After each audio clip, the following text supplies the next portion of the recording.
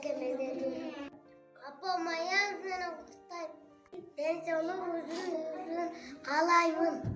Nekem jasmine susun gelip ben bununla çalışım. Apa men kalayım çenemi densol kalayım.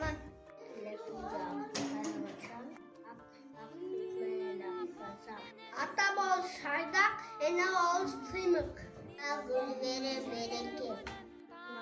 Aydayım apam boşun, aydayım gülüm boşun.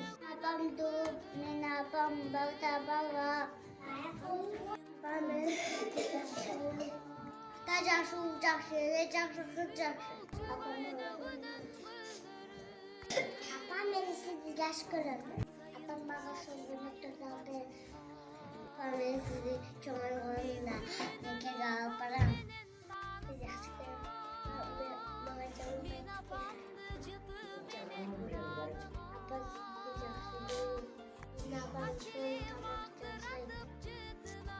Apa siz soğuk sıcak şuna kaysız. Benim apam soğuk konu kaybı. Benim apam soğuk.